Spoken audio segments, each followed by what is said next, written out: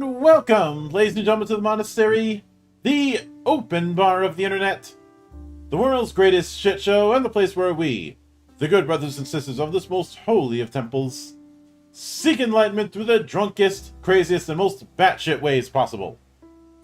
I am your one and only gaming monk, better known as Mildra, and with me I have a newcomer into the temple, creator of the Grit and Glory TTRPG, which we will be getting today, and is currently funding on Kickstarter. The one and only Joseph Etheridge. How you doing today, man? Hello. Yeah, nice to be here. Thank you for coming on and braving time zone hell. Yes, it's not too bad. It's all right for me. It is all right, but it is definitely a case where things can get annoying when you're dealing with time zones across the ocean. Yeah, definitely. So, a bit of tradition around here is opening with the humble beginnings, in a sense. So, walk me through your first introduction to role-playing games and what made it stick. Well, oh gosh, this is quite a while ago. I think it depends on what you mean by role-playing games specifically, because my first real introduction was through a board game called Hero Quest. Yes, the old classic. Yes, okay, good. All right, I'm not just going to... At least someone else has heard of it. But I actually have a really old set of the game that was my granddad's, and he bought it, I don't know how long ago. But it's, got a bunch of pieces missing, and it was scrappy and dirty. But me and my dad always used to play it when I was a kid. And eventually I got one of the starter set for D&D. And that sat in my cupboard for like a year, 2 years, and I didn't bother playing it. I didn't really understand it until eventually I started watching Critical Role, and I was like, oh, this game seems cool, and I was like, oh, I want to buy it, and then I realized I already had it. So if we're talking starter sets, given the time frame, I'm guessing Redbox. I believe that it was I actually can't even remember. It might have been the Lost Mines starter set.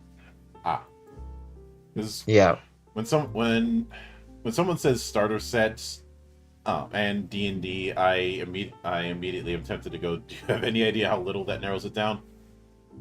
Yeah, yeah. No, 5th edition has had 2 starter sets. Yeah. And the other reason I say that is just the many different versions of original D&D that came out. Yeah, I can understand that. Mm-hmm. So, but I do have to have a bit of a laugh at the whole thing with Hero Quest. Like nobody would know about that. I say as I'm looking at my box set copy on my shelf. Yeah, I don't know if it's more common or more well known in America than it is over here in the UK, but no one else I've spoken to, like in the UK at least, has ever played the game. I think it's more of a generational thing. I grew up in this massive board game bubble in the 90s. And to a certain extent the 80s, and there's a handful of board games that were well known, as well as some that were designed around a gimmick because that was a thing a lot of developers were doing. I do think it's because I've seen people from the UK who played it a bit. There's that one guy who did the Why RuneQuest is so great video that is always entertaining, and I think it just depends on location. What probably helped in some areas was that it was distributed by Milton Bradley, who's one of the big companies when it comes to board games. A lot of the classics were distributed by them. Fair enough. The big it's them and Parker Brothers were kind of the two big ones. Um, Hasbro to an extent, but Hasbro is known for other things, like getting in their own damn way. Yeah, not had the greatest reputation recently. No, I think their stock is still labeled as bearish, which is not a good thing to be. But I believe, and speaking of that, I believe the origin story with Grit and Glory was tangentially related to the OGL fiasco from a few years ago. If I'm reading what you had put on the Kickstarter proper.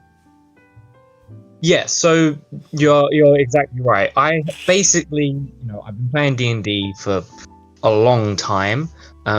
Mostly 5e. I mean, I dabbled a little bit in other editions, but almost entirely 5e. And I was kind of one of those players that had the mindset of like, oh, I don't want to try other systems. I just like D&D. I know D&D, and anytime I found something that didn't work in D&D, I tried to add homebrew rules and house rules to make it work. Mm-hmm. And eventually, after the OGL crisis and other kinds of similar things along those lines, where I just saw, that the game and the company specifically wasn't really the best, and that there were other TTRPGs out there. I learned about, Dungeon Crawl Classics, Shadow Dark, all of that kind of stuff opened up my eyes, and I took a lot of the homebrew rules I had made and I changed them to basically a different setting. I kind of wiped the slate clean and started a new foundation for Grit and Glory back then.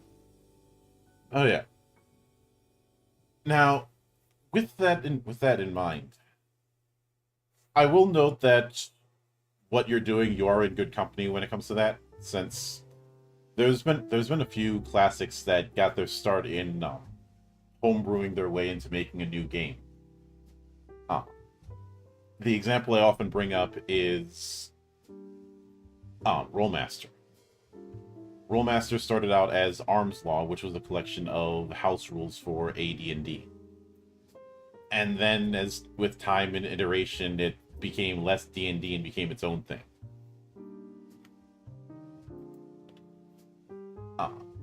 And a similar thing happened with Chivalry and Sorcery,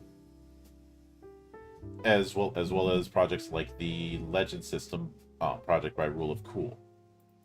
So, the idea of homebrewing your way into making a whole new game, hardly a new thing. Mm-hmm. And there's been a handful of others who've done that. That's why, in a messed up kind of way, the OGL fiasco may have been a net positive for tabletop as a whole. Yeah, I agree. I think that it woke a lot of people up to the actual stuff that was already there. Like, it's not like if the OGL thing didn't happen that the company would have just been perfect. Mm-hmm. I mean, I'm not gonna just stand around and slander Hasbro loads, but like everyone knows that they've got a very profit-driven motive, and there's quotes and stuff, and they don't really have that much of a love of the art form as much as they do just a love of the money. So, and that on top of lots of other things. But yeah, I do think that the OGL crisis in the end has been a net positive, because it realistically was just a big kind of message to everyone that maybe they shouldn't just only play this one system. Maybe there is something else I enjoy. Yeah. And whenever it comes to them being profit driven, I always wonder, and why would you make it move so stupid that you get shit talked by the people paying you? Like, yeah. I don't think it's a coincidence that right around the same time as they backed off when it came to the OGL thing, they were getting shit talked publicly by one of their own investors. Yeah, I think realistically, they don't respect their consumers, and they have a kind of feeling like that whatever they produce, people are just going to eat it up and buy it. And yeah, it's a interesting way to look at games design and running a company in general. Mm-hmm. But I remember one of the investors had called the whole thing a unforced error. And Yeah. specifically stated that it was a dumb move to do that right around the time the movie was coming out, which it was. Mm-hmm. Mm-hmm. Because the Honor Among Thieves isn't a bad movie. They just chose the worst time to put it out. Yeah, I actually quite like the movie. 'Cause- I mean, regardless of all the stuff with Hasbro and everything, I do still like D&D. I think it's a fun system to play. Yeah. Yeah, like I've not got to a point where I'm like, I'll never play the system again, but I probably won't buy any new content from them again. I've been saying for 20 years that the best version of that game is in the third party. It has been for decades. Mostly because you don't have a bunch of people yelling about tradition or stupid things like that. But now I will get to brass tacks for a moment. When it comes to the core mechanic, is that still a D20, or are you using a different die for the core mechanic? So yeah, core dice rolls are settled with a D20 still. I think that possibly is from my years of playing D&D. That might just be what I'm most comfortable with. But also, speaking with designers, the other designers, I think it's the highest dice that doesn't kind of get ridiculous. At D30, D40 is kind of ridiculous at that point, and using a big dice like a D20 gives more maneuverability for bonuses and negatives, and still has that level of randomness there. Yeah, there was an experiment that a statistician did some time ago, and one of the things he brought up was that no die resolution system has a sufficient statistically significant advantage over others. So it all comes down to preference. That being said, anyone who brings a 100-sided die, not 2d10s to use percentile, just a flat out 100-sider, I will usually direct them to the driving range at a nearby golf course, because that's where that thing belongs. Yeah. Like you've seen one of those things. It's a golf ball, and I will hear no argument about that. Yeah, I mean, even a D20 I've found scares a few people when they look at it. They're like, oh, wow, that's a big...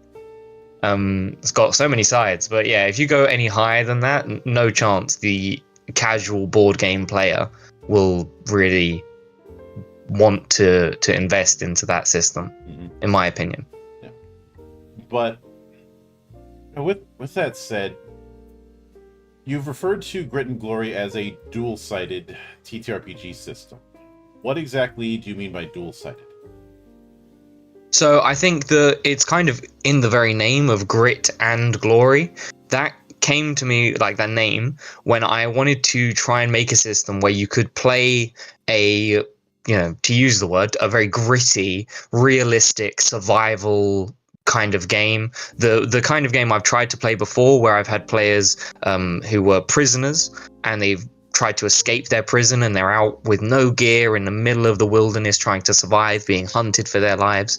Trying to play that kind of gritty game whilst also having the system be capable of having the classic heroes going out and slaying gods and demons and devils and doing all that, classic hero stuff and being very powerful and feeling very strong.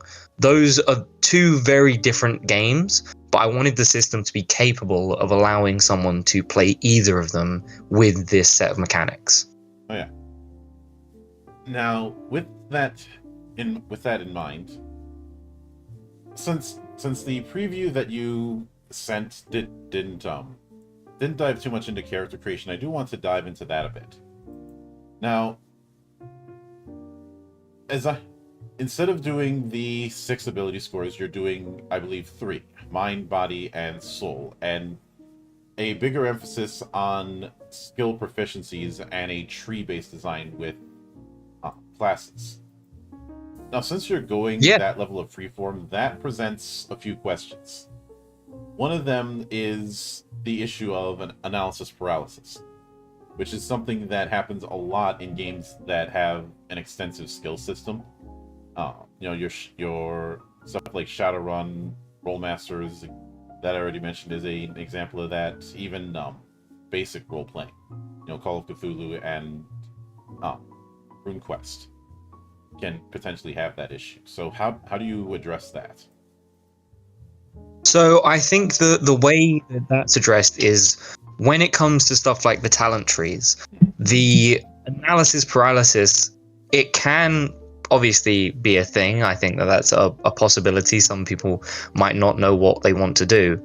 But because they start off so small in the number of trees that they can pick from, I think that it kind of is not negated completely, but definitely curbed, where you're looking at it and you're not looking at all, 100 talents in a tree. You're looking at, do I want this general tree? Do I want to do spellcasting, generally speaking? Do I want to do martial fighting, generally speaking? They're very broad at the base, and then you slowly specialize as you get further into the tree. Mm-hmm. So at any one given point, you're not really given that too many different options to kind of make you think, I have no idea what I'm doing. You kind of can figure your way out as you go. Right. That makes sense. And I think another issue that can potentially happen when you're dealing with tree systems is the false choice thing, a reincarnation of the feat tax, if you're familiar with that from 3rd edition. Or just getting something that you don't want in order to get something that you do, kind of thing. That's something I've seen plenty of times. And when it comes to the tree system, have you made sure to try and avoid that as best as possible?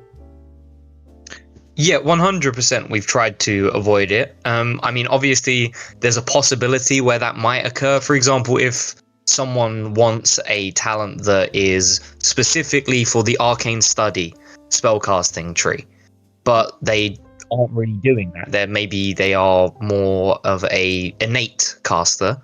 If they decide, okay, I want that talent, they are going to have to go through the arcane study tree to get it. Mm-hmm. That's just a simple way that it works. But realistically, that's not a problem specific to talent trees. If you look at the class system that D&D has, if you want the level 5 ability of a class, you're going to have to get levels 1, 2, 3, and 4 as well. And I personally think because the individual abilities have been broken down and taking one talent isn't your entire level up, that talent tax, as you could call it, mm-hmm. is much in this system than it would be in something like D&D. Mm-hmm. So I suppose, since you kind of hinted at that, I suppose the next thing I'd ask is it a case? It's not a case that you're getting one talent or one progression on a talent tree per level, because it does sound like you're using a level system. Is it a case where you're getting multiple, where every time you level up, per se, you're getting multiple talent points? So yeah, the base leveling system, we actually have a unique way of leveling, but I can get into that in a little bit. But when you level up, you get 10 experience points, and you use them on what things you choose. So that can be skills, that can be talents, and yeah, you don't just get one talent. Different talents might cost different amounts of points. So really strong, powerful talents may cost 10, and that may be the only thing you get that level. Whereas some smaller, weaker ones, like learning a new language proficiency, for example, that might only cost 1. And the reason that we've done that is because we wanted everything in your character to be deliberate and intentional. We didn't want to give the whole gift basket kind of system that D&D has, where it's like, okay, here's a bunch of languages and proficiencies and tools that you don't really care about, but you're getting this in a big bunch just in case you need them. And you jot them down on your character sheet, but you'd never remember you even have them. Yeah, I mean, with languages, how often does that come up? Exactly, right? Uh, and I've seen some that try and put a bigger emphasis on it, but it's one of those things where unless the GM is incentivized to use it, like there's some sort of setup that it can be used, it's probably not going to be. I'd say a similar thing happens with certain tool proficiencies, which barely ever get used. Yep, completely agree on that as well. Uh, I mean, one could argue that their presence is needed for roleplay purposes, but I've always fought against this idea of the mechanics for things like combat or social encounters and like being separate from the roleplay experience, and something that's just there for roleplay. Oh, that's dead weight. Well, what I'd say is that I think having something that is there for roleplay is fine, but that doesn't mean that it shouldn't also have a mechanical impact in the game. Mm-hmm. So, for example, something like a tent in your pack when you are playing in D&D. I mean, I'm sure that pretty much every pack has a tent or a bedroll in it. Not that I've ever read that or done anything or even noticed it, really. But that is supposedly there just for roleplay. Be like, okay, yeah, you take the tent out and that's your camp. But in something like in Grit and Glory, for example, that will give you a mechanical bonus to your rest. Mm-hmm. It's still there for roleplay to encourage you to roleplay and have a, experience where you're describing what your character is doing. But we've not just had it be a pointless note on your character sheet. Yeah. And I know some will say that it's not pointless, but it comes down to whether or not you're trying to be simulationist, but also not. It's one of those things where you can't play it both ways. If you're trying to be realistic simulation, you have to build around that. If not, why are you building around that? Now that being said, I'm guessing that even with the proficiencies and trees, would it be fair to say that a lot of things that would be in certain classes are in this tree system? I think so. Yeah, I don't think that there is a build that I could make in D&D that you wouldn't be able to make here. At least not one that I can think of. Mm-hmm. I can certainly get that. And now I have to get into one of the elephants in the room that's decided to crash on my couch. And that is spellcasting. You already kind of mentioned that you need a certain talent, but are you using the Vancian spells per day model? Are you using a spell point system? What is the resource that you're using when it comes to casting? So when it comes to spellcasting, we have mana. We use the mana system. I think it's the most basic, it's the most classically fantasy based, and it's very easy for people that don't play TTRPGs to instantly be like, oh, okay, I understand what mana is. Mm-hmm. The way that spells themselves work is a little different from most TTRPGs I've seen. And the way that it's framed is... So you know how upcasting works in D&D, right? Yeah. You have the base spell, and if you cast it at a higher level, mm-hmm. you use a higher level spell slot, but you get this upcasting bonus. Mm-hmm. Well, we've basically taken that and almost applied the tree system to that as well. There's a lot of trees in this game, but basically, when you are casting a spell, there is a series of different enhancements that you can give to that spell. Mm-hmm. And you can pick and choose which ones you want to use. Maybe you use some of them several times over, like something that increases their damage. But depending on the spell, they will have unique enhancements that will cost you more mana to use. So it's allowing you to be more versatile with each spell. So, But in return, like, to balance that out, spellcasters get far fewer spells in this system than they would in D&D, for example. which I'm honestly fine with, because a lot of fantasy games have a bad habit of giving ridiculously long spell lists. I did a experiment several years ago where I looked at various fantasy RPGs and calculated the ratio of page count total to pages of spells. Third edition and Pathfinder were the biggest offenders of having the most pages of spells versus pages of the whole book. And some of that is due to having spells that I have to ask the question, why does this need a bunch of separate entries? Like, for example, protection from.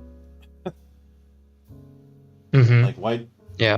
If it's doing the same thing just with a different subject, why do we need at least 9 different versions of protection from or detect?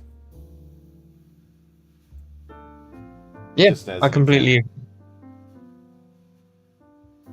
And when you end up putting that much data for casters, it ends up eating the pie for everybody else, especially marshals, which I think is where we get the stereotype of the basic fighter, which even 5th edition suffers from that problem. I know some people will say it doesn't, but it does. That problem. Yeah. I think that's the reason why Monk became so popular, because you don't really have that issue. Yeah, I mean, I'm not gonna lie, I like playing a fighter occasionally, but yeah, it is definitely a lot less versatile and is a lot more boring. It can be quite a lot more boring than playing a spellcaster. And yeah, even with Monk, for example, I know that they kind of fixed this a little bit in 2024, but having so few key points is just like, that was always such an annoyance for me, because it's like, okay, I have these cool abilities that make me a little cool, but I can use them like twice a day and that's it, and then I'm back to just doing a basic punch. And that's something I definitely aimed to change with this system. It's one of the first things that I did really invest a lot of time into making like solid and making sure it was different and worked a lot better, in my opinion. Yeah, even if high level fighters can get things like multi attack, and like at the end of the day, it's still basic attack, which does create that stereotype of the fighter is Babby's first character, or the one you give to the person who's not that invested in actual play. Yeah, I would completely agree. I'd actually go a step further to say that I think Barbarian fits into that as well. I think that they get the ability to rage, and that's fun, that's cool. But after that, it's just basic attacks pretty much. And pretty much any class that is going to be relying on you just making the same attack every single turn is going to feel very samey after, I don't know, 10 sessions. Mm-hmm. Yeah. When it comes to that, that's part of the reason why back in my 3rd edition days, I was a big fan of the Tome of Battle book, because through that you had a bunch of maneuvers. But since you brought it up with Ki as well as with Rage, that brings up something else. I think those abilities would have a bit of a better reputation, and same thing with casting, if you had a more reliable way to get them back beyond resting. Because when you have a limited resource, there is that temptation to be very conservative with it. this is where you get the paradox known that we call the 99 megalixirs. I can't use one of my megalixirs that I've got 99 of. What if I need it for later? He says during the final boss of the campaign.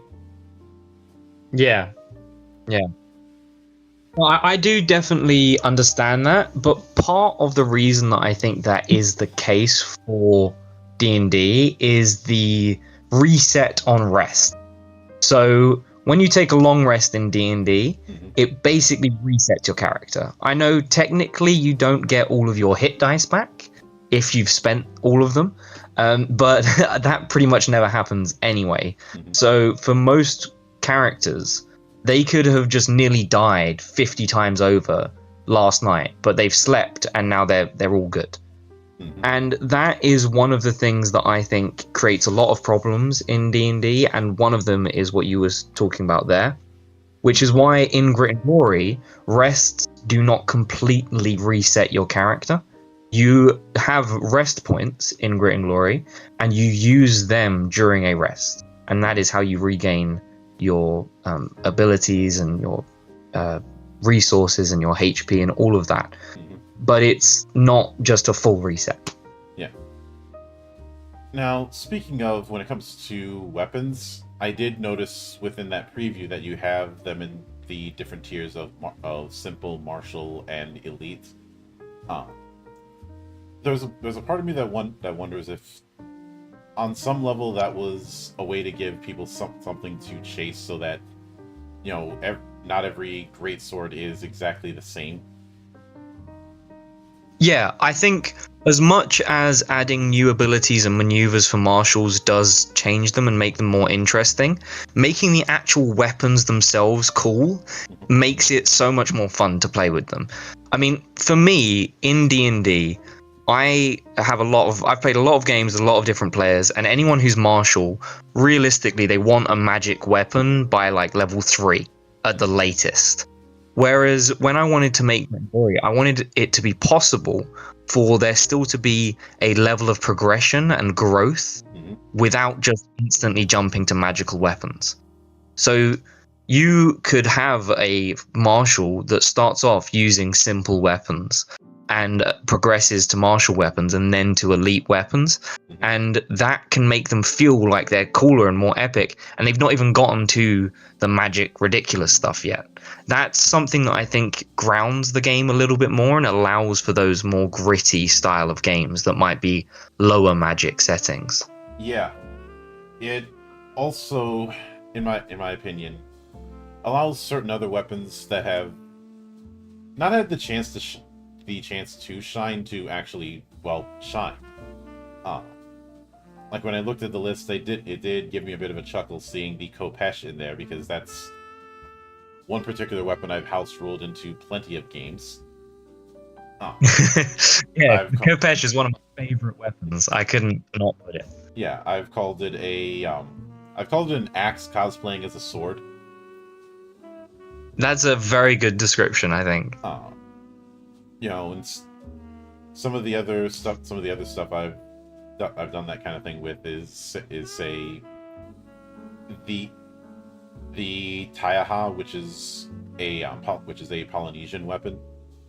I can best describe it as a short spear and a club had a very angry baby. Because the whole thing is it is a short spear with a jade tip, but the other end is flattened so it can be used like a club. And moreover, I'm guessing that the idea of making a custom weapon system right out of the gate was another extension of that. How do you make weapons unique in a campaign where magic may not be as much of a thing? Yeah, completely. And it was also a thing of when I got to 90 weapons and I still had more that I wanted to put in the game, I was like, this is too much. I was like, I can't just make a stat block for every single weapon ever created, because that would just be the entire book. And I had been using a system to create them and make them balanced so that they were mechanically, they actually had mechanical growth to them. And that is just the system that I thought, why don't I just share this with the players on the book? I did tweak it maybe 2 or 3 times after that, and obviously tweaked every single one of the 90 weapons I'd made as well after that. But once I got that to a position where I felt like the weapons were actually balanced, and you might use a variety of different weapons and carry a variety on your person for different reasons, that made me feel much more comfortable in releasing that as a playable and usable system. And the reason I released that first rather than the character creation stuff that you mentioned is because I think that this could be something you might just pop into your game that's already running. This system with these weapons could be something that maybe your player who's a fighter is, worried that they're not doing much and they feel kind of bored.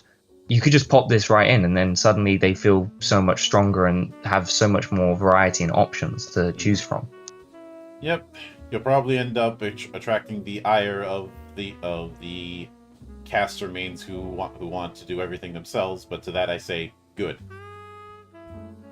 I've done my fair share of testing, and there were more than one occasion where whenever the martial characters would start to get stuff interesting, some caster would be like, "That's stepping on our toes." I'm like, you step on everybody's toes as is. And just to give an example of what I mean by that, one spell that I always banned from my table is spells like knock, or any other spell that is doing something that is already done by another class like that.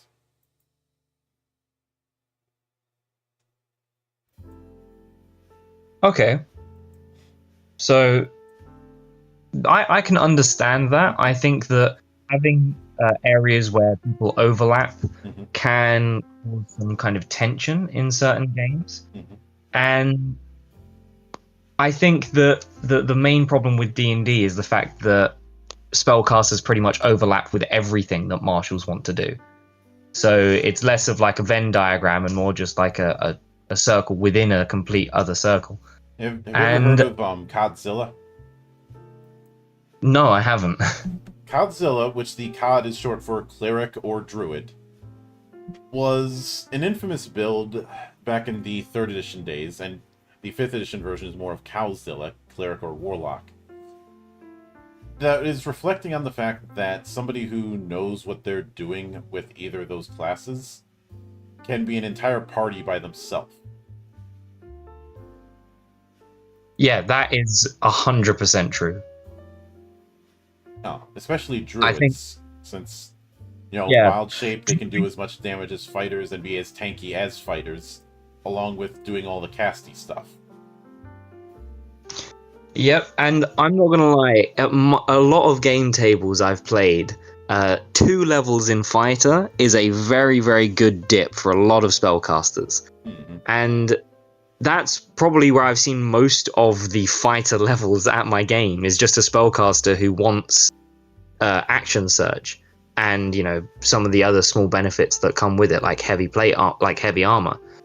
That kind of stuff is just, it's interesting to think about, and having a merged wizard fighter is cool. It's a cool idea, but most of the time it's not really played into that kind of actual roleplay fantasy. It's more just, I want action surge, so I'm gonna take that. And that does touch on the biggest problem with fighters for me, which is that realistically action surge is probably their best ability, and they get it at level 2. So I mean, dipping into them when you're another class is automatically just so easy and so beneficial. But if you keep playing fighter past level 2 and you go all the way up to level 20, you don't really see much reward for that commitment. And I know that there's second wind, but even by the time you get to like 5th, second wind is kind of irrelevant. Yeah, 100%. And I've used second wind as an example of, as somebody who liked 4th edition a lot and has had people tell me that there are elements of 4th edition in 5th. Second Wind is an example of it's there, but it kind of misses the point. Because back in 4th, I'm not sure if you ever looked into 4th. Second Wind was something everybody could do. It was the main way you could utilize a healing surge as a once per encounter thing, and it was always 1/4 of your max, along with a 1-turn bonus to attacks and defenses. That is a lot stronger than Second Wind in 5th edition. Yeah. Yeah, the intent with healing surges in Second Wind was to wean people off of the healbot problem, of this idea of we need to have a cleric in the party so that we have some measure of healing. That's a bit more reliable than potions. Yeah, and I can understand that. No one wants to be stuck with the healer role. But I think that is a part of a larger problem, which is that D&D, whilst it claims to be a role-playing game, is realistically more of a combat simulator than a role-playing game. If you want to play a role-playing game, there are a lot of other games and systems out there that are far more focused on the actual roleplay itself. But D&D, 90+% of the rules are specifically about combat. Which is hilarious to me, because back in the 4th edition days, I kept hearing people say that, unlike its predecessors, 4th edition didn't have enough role-playing mechanics. Which is too funny to me, because I immediately said, I've seen your campaigns. Do not throw stones in that glass house. And there's nothing wrong with being combat heavy. But as the saying goes, don't piss on my head and tell me it's raining. Yeah, that is one way to say it. Yeah, I think that I love playing combat games. It can be very fun, and I definitely don't think that it's bad if your campaign is mostly about combat. Mm-hmm. But I just think that having the option to have systems and have campaigns that aren't combat focused is something that should be available. And sure, you can do that in D&D, but if you do, then most of your abilities will not be used. There will be very little difference in how the game runs at level 1 and level 20. Mm-hmm. There's also the fact you're going to be doing so much house ruling that you may as well either use a whole different system or just make a whole ass game. Because it's at the same level of house ruling as, say, the way Bethesda relies on modding to salvage their code for things like the Elder Scrolls and Fallout. I love it. Throwing shade at every big company here. Mm-hmm. Maybe we're gonna go off next. Yeah, but yeah, you're very true. These hands are rated E for everyone. I have no problem throwing shade at any large company or some small companies if they screw up sufficiently. But with that kind of thing in mind, since you talk about this idea of multi-stage enemies as well as things like end of round actions and telegraphed attacks, I'm guessing that you don't have any plans on doing something like layer actions or legendary actions, which I don't miss. Yeah, so the way that legendary creatures work in D&D is actually, I find, a lot more interesting. It's very different. So we don't have legendary actions per se. Mm-hmm. What we have instead is legendary turns. So a legendary creature can have multiple turns per round, and that is how we help with balancing the action economy. The reason that we do it like this is because of the fact that we don't have an action, bonus action, reaction system. Mm-hmm. We have an action point system, and these action points can be used in and out of your turn depending on the action you're using them for. Yeah. So legendary actions don't really fit in with how our system works. And I think that giving a creature an entirely new turn is far more terrifying than just a single action. Yeah, and I've always gotten the vibe that the reason why things like legendary or lair actions were done was to offset the fact that you have one monster against a whole party. So they need an expanded action economy to compensate for the fact that they're the only ones on the GM side who's going to be active. But I remember how deflating it felt when somebody does this really cool combo, and then the GM's like, legendary action, no damage. I mean, yeah, they only have so many of them, but that's just taking the wind out of somebody's sails. That is one of the main things that I hated playing D&D. I honestly never ever enjoyed legendary resistances, and I was playing as the GM 90% of the time. I just felt so bad when my players were like, okay, cool, we've used this spell, they've got some kind of combo going, you know, maybe Dissonant Whispers or something to try and give them disadvantage so they'll fail, and then they do it, it fails, they cheer, and I'm like, legendary resistance, and they're like, okay, well, that was all pointless then.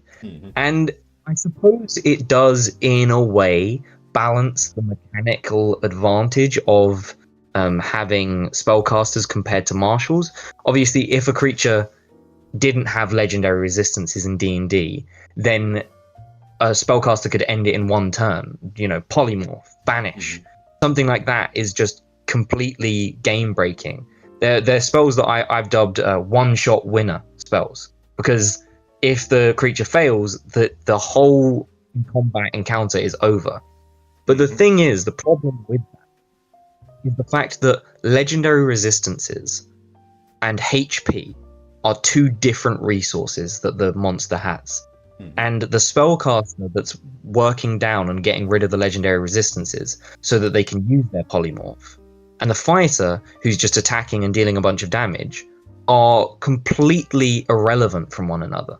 It's not like if you lose a legendary resistance, you lose HP, or if you lose HP, you lose your legendary resistance. And that's one of the things that we changed with legendary resistances. So we do still have them, however, they're not free. So when a creature uses a legendary resistance, they lose an amount of HP. The amount of HP they lose is different for different creatures, but it could be something like they lose 50 HP. So at that point, they'd have to, as the GM, you'd have to decide, okay, is it worth me losing this HP to resist that spell, or am I going to let the spell go through just so that I can keep the HP? Yeah, I can get that. And when it comes to... Now, since you talk about mass combat, which is one of those things that I think a lot of people want to do in the fantasy of it. Surprise, motherfucker! But haven't been able to fully embrace. How do you handle mass combat in a way that it doesn't feel like a whole different war game? Well, there are kind of war game elements to our mass combat system, but fundamentally you are still in control of your individual character. The way that we divide up what would be a mass combat, or what we classify as, we call them battles as the game term. So a battle, unlike just a regular combat encounter, a battle has two phases. So you have the elite phase, which has the powerful individuals like your PCs and like the liches and the dragons, and the massive siege engines. They would all move in the elite phase, and that's similar to normal combat. But you also have what is the legion phase, and that's where the large, legions and large groups of soldiers, they move. The way that we have these interact with each other is because every elite creature is either what's called a champion or a commander.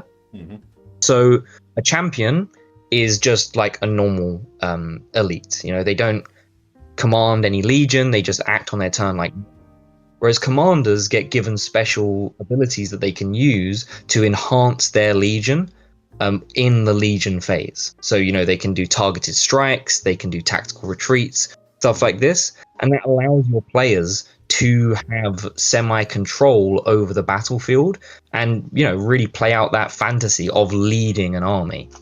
Mm-hmm. Which I think everybody wants to replicate the Battle of Helm's Deep at some point. Yeah, completely, right? So, and the thing, these champion and commander things aren't stagnant either. You can go from being a champion running around on your own to finding a legion and becoming the commander. Or maybe you start off commanding a legion, and after a little while you're like, okay, I want to leave now, I need to go do something else. So you depart from the legion and you act as a champion. Mm-hmm. Yeah. Now, one other thing I wanted to get into is item creation of a sort.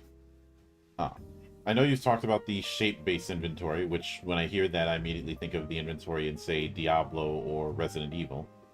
But with the way item creation works, since there isn't proper item creation in 5e, how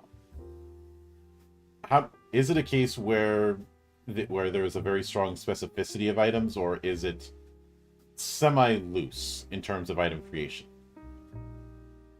So when it comes to creating items, there are two pretty distinct categories. So you have a pre-made item of sorts where it has its recipe. So you're trying to create a specific item that already exists in the game. Mm-hmm. Now that item has its recipe of ingredients. It has a designation for how long it normally takes, and any special requirements that might be needed to craft that item. So if we were thinking fantasy, say the One Ring could be like, okay, it requires this much gold, it requires part of a soul, the requirement is it must be made in the fires of Mount Doom. That would be the special requirements for that item. But we also have another category, which is creating a new item, something not in the game. And this involves a process of you deciding what you want the item to do. And basically, what we have is all of the ingredients that are used in all of the entire book have different traits associated with them and different levels of strength. So you collect these ingredients, and maybe you don't even know what you're going to create, but you put together the ingredients, and based off of what ingredients you use, that dictates how the item ends up. Mm-hmm. Yeah, I can certainly get that. Now, with all of that in mind, what are you shooting for as far as a full page count for the book? I could not tell you. It's something that we are still really deliberating on. A lot of the book is written, but not formatted properly yet, and we've not really polished it up completely yet. We have to look into finishing the development for a lot of the talent trees and seeing how they're going to work as well. So realistically, at the moment, I'm not sure, but I'd say probably bigger than like the DMG or the Player's Handbook. I'd say bigger than either one of those, because we aren't going to be doing separate books. We're going to be doing one book that would be the equivalent of the Player's Handbook, DMG, and Monster Manual, all in one. So you don't have to just buy loads. Mm-hmm. So, given that, do you plan on putting out some sort of quick start at some point in the future? Yes, 100%. In the actual Kickstarter, you can see that there is going to be a quick rule guide, which will be kind of like a small, we're hoping like, I don't know, like 20 pages around that, maybe a little bit more if we add art and stuff to that as well, and example photos. But it would just be a quick rule guide with like glossaries for what all the terms mean, and possible popular questions that we think people might have to think on. And then also on the back of the GM board that we're thinking about, we're going to have other things that you might need to reference. And basically we're going to try and make it as easy as possible to get to the information that you need as quickly as possible. Mm-hmm.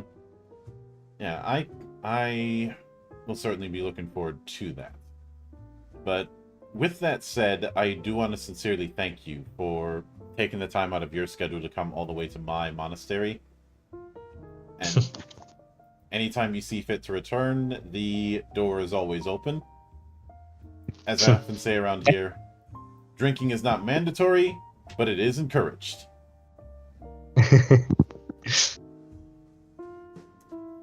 And, of course, a sincere thanks goes out to everyone who took the time out of their schedule to come onto the show and enjoy the madness. And there will be plenty more where that came from, as there always is here, on the open bar of the internet.